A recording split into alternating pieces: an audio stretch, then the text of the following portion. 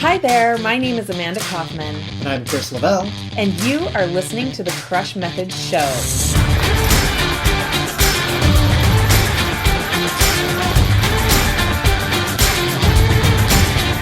Join us each week for ideas to help you move your coaching business forward into service of others faster and with better results. We're committed to professionalism in coaching, and we want to help you get it done. Hey, welcome to the show. My name is Amanda Kaufman. I'm Chris Lavelle. And we're so excited that you're joining us here for the Crush Method Show, which is our weekly show that we share with you the tips, the tricks, the tools, the strategies. You probably all heard this already in the intro. Let's jump in! So today we're going to be talking about a topic that, holy cow, we talked about it a lot in our certification programs to become coaches. Yep. And we're going to talk about practicing non-judgment. Well, judgment's kind of part of the human experience. I mean, that's kind of how we're wired a little bit. This is risky, this is not. This is good, this is bad. This is black, this is white, this is, fast, slow. Yeah, it's part of how we've grown up as humans, so to speak, and it's part of what's helped us continue to evolve. But there are some places where it really isn't as helpful as you might think. Even though it's a natural tendency, it kind of gets in the way of stuff. And so, I mean, one of those areas, for example, is judgment of self. This is so huge. So when we are talking about judgment, what we're really saying is that we have an expectation for how things should be. And I always think of judgment of self is when we're shoulding all over ourselves. Shoulding all over yourself. There you go. That's one you can take and use with friends. So absolutely that's true, though. I mean, have you ever kind of thought, I should be doing a better job with this. And you're just really down on yourself. Well, that's judging yourself in that case. I mean, we're not saying don't be reflective on your behaviors. That's not what we're saying. But if you're judging yourself in such a way that it's demotivating you, for example, it may not be that helpful to you. Judgment causes so much suffering, and when we're really experiencing deep judgment of ourselves, the suffering is so profound. I mean, if you've ever experienced depression or anxiety, it really is this big loop, this very loud, very, very loud loop of should. Things should be different. Things should be better. Things should go differently. I should be doing this X way, whatever that is. And I'll be honest, revealing moment, I struggle with that. I mean, that's something that I certainly have to deal with on a regular basis. And I know a lot of other folks do too. I know I do, right? Like, I should perform better. I should get up earlier. I should have more energy. I should. And then we wind up shoulding all over ourselves. Yes, exactly. So, the judgment of self, the real challenge with it is that when we continuously do that, it really depletes our energy and our enthusiasm for what we're doing in life. And it can really feel a lot like pressure, or like there's this heaviness, this weight on our shoulders. And it can also lead to a lot of conflict with others, believe it or not. So I know when we might get into a little tiff every now and again. It happens, believe it or not. It does happen. But what I've noticed and observed is that often, like, I'm most likely to get into a fight with this guy when I'm feeling bad about something I did. And vice versa. When I'm usually the most grumpy towards her, it's because I'm really feeling judgmental towards myself and angry at myself about something. Right. And it's so human. It's so natural. But I didn't really realize that until I really explored personal development deeply. I lived a long time before I ever really realized that all this should that I was doing on myself was, it wasn't making me better. I think that was one of the biggest limiting beliefs I had. It was really just a drag, like you said earlier. It was a weight kind of slowing you down, yeah. It was a huge weight, and literally a weight. Like, when I think about the extra weight that I've carried on my body and everything, I think it's an energetic reflection of how much I was shoulding on myself. I hadn't thought about it that way. Yeah, that makes a lot of sense. Yeah. So there you go. I mean, like that's a deep topic. Well, yeah, and self-judgment not just psychologically has a weight and a burden on you. It even affects your body. I mean, your various endocrine systems and so forth. All of those are affected by your judgment of self and your mental state as a result. So I mean, it has a real physical effect on you. This judgment of self. I love that. Yeah, it triggers adrenaline. It triggers cortisol, and all of those hormones are telling your body to protect itself. Yeah. And I think that's part of why we feel so sluggish and so slow and so tired. When I was experiencing depression, chronically, the way I expressed that is I'm just tired. Yeah. I'm so exhausted. That's what it was all the time. But along with that was these circular thoughts of judgment of self. So what do you do about it, right? What do you do? Well, I mean, I think if you can't smash the thoughts on your own, which is hard, which is really, really hard, and they're very recurring, and they're really getting in the way. Yeah. That may be a time to seek a therapist or a doctor and have a conversation about that. Because sometimes when it goes unchecked for a really long time, it can become a therapeutic challenge. Hey, right? I've done that. There's no shame in that. Absolutely, guys. 100%. I mean, if you need it, you need it. And if I ever need it in the future, I'll go back and use it again. Absolutely. And I mean, there's some people who believe they should be in therapy all the time because you're constantly discovering and learning new things about yourself. Yeah. And if you can identify those judgments that you're having about yourself really early on, then you have a chance to do something with it, right? So not saying you got to be in therapy all the time, but I think especially if you find yourself not getting out of the loop, that can be really helpful.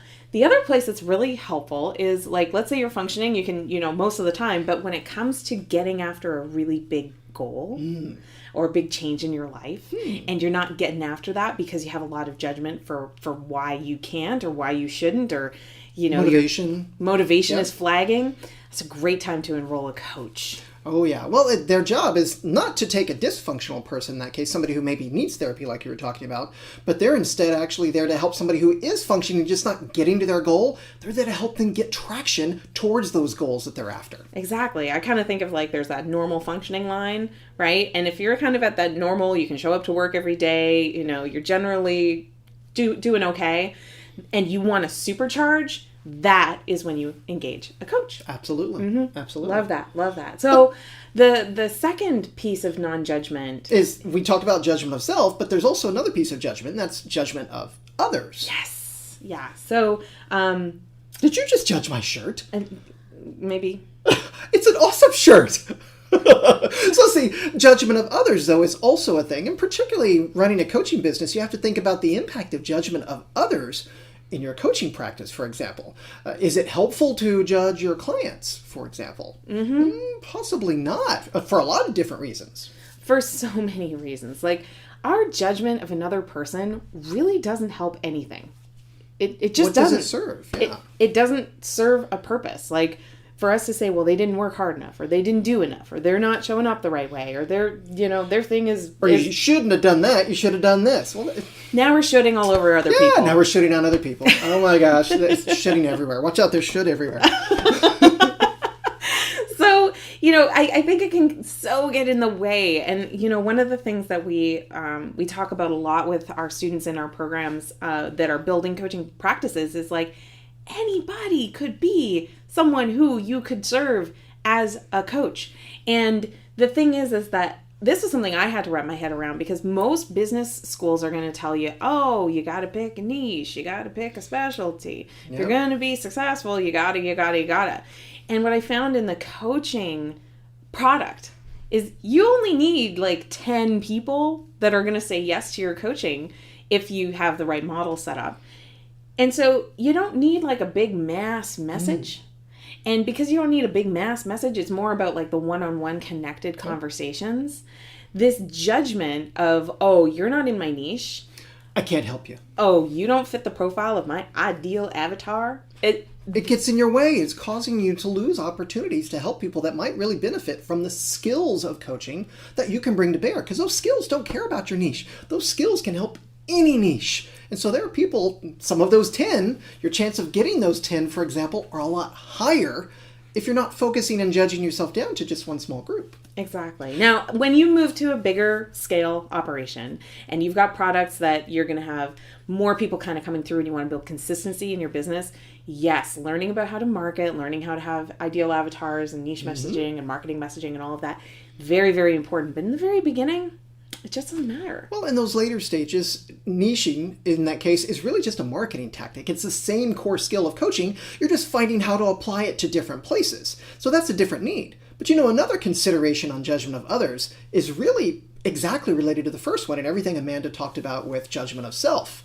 It's how it makes you feel weighted down, both emotionally and physically, the way we talked about it. That's true when you're talking about judgment of others, too. I love that. I love that because, when you really get present to the emotions and the feelings that you have in your body, if you are looking at someone and you're like, they should have done blah, just check in for a second, because I'm pretty sure the feelings, the emotions that you're triggering in that moment don't feel good. Well, absolutely not. They don't mean you, for example. But also, think about how you're expressing that might make the other person feel. Because even if you don't say it out loud, there's a bit of a feel there. And if nothing else, it's going to affect your mental state and how you focus on and interact with that person. It's something to be so aware of, and do your best with. Because here's the other little thing. You are human, and I'm human, and he's human. I'm human too. And so we always endeavor to practice non-judgment. And it is an endeavor because you are going against your very programming. Your very biology is fighting that. And the thing is that you can do so much, though. You can be conscious. You can make decisions about how you're going to engage with the world. And I think appreciating that everyone's journey is as valuable as anybody else's journey. Oh, absolutely. Yeah, that's important. That's an important part of it. So good. All right. So let's talk about practicing non-judgment of the process. So we talked about self, we talked about others, but what do you mean by non-judgment of process? So this is a toughie because we often will undertake big change. And this could be in your business building. This could also be at home. In a relationship. Could be personal change, right? And the judgment of the process is usually about judging the results of the process, not being fast enough or good enough. Yeah. And well, you've talked about this as it relates to your exercise journey and process. You've tried it in the past over many years, and you said often within just a couple of weeks, you'd be, this process isn't working, or this diet isn't working, or this whatever isn't working, and leaping to judgment of the process. Yeah. I'm going to own that, right? I tried Zumba a couple of classes, didn't stick with it. I tried going back to skating for a minute, didn't stick with it. I tried, a lot of things. We'll just say a lot of things. And when I had the judgment for the process isn't working, what happened? I stopped doing it. Yeah, disengaged from it. That Exactly. motivation kind of fell out of it. Exactly. So where was the judgment exactly? And I looking back, 2020, I realized that the judgment actually was that I was not seeing or receiving the results fast enough for my liking. And when I realized that it was the expectation of the results and realized, these results might take me years to achieve. And when I had that mental mindset shift, suddenly I was able to show up very consistently at the gym. Well, the last 4 months or so have been a great example of that. Yeah. Probably my longest streak, I would say. Absolutely. And it's not even just so much a streak aspect. Your mental game part of it, your motivation behind it has really changed a lot. And I think that has a lot to do with not judging the process anymore, but also related to that judgment of self, because they're all very intertwined together. One leads kind of to the other, leads to the other a little bit. Yeah. And so I think that just as you were judging the process at one point in this example, there was also a lot of related tie-up to judgment of self. So what do you do if you're like, okay, oh no, I see myself shooting everywhere? I think, takeaway number one is you can journal about it. You can grab like a notebook, have it with you, have it handy, and just do a little J next to whatever that observation you made was and that snap judgment. It's just making yourself aware of it. Exactly. Make yourself aware of it. And then takeaway number two is just choose how you want to respond. So if your initial response is a judgment, choose what your next response is going to be. And the more that you condition yourself to do that, you form this habit of non-judgment. And that, my friends, is so freeing. That is such a better way to live your life, because you can have challenge, you can have these experiences that you're going through that may be difficult, that may be disappointing at times, and going through all of those emotions. But the more we can release our judgment of that, the more we get back on the saddle, the more that we get back into center, the more that we're able to continue to show up to the game. Oh, absolutely. That's important. And using exercise for myself, for example, when I'm judgmental of myself, I didn't go this week enough. for example, and I start getting down on it, then I may not want to go the next day. But if I just let that go and just say, hey, for whatever reason, I didn't go that day, it's okay, I can go the next day. That gives me an opportunity to get back on the saddle. All right, so get back on the saddle this week with whatever it is, and we'll see you again next week on the Crush Method Show. All best, guys. Bye. Mwah. On that note, we want to thank you so much for tuning in.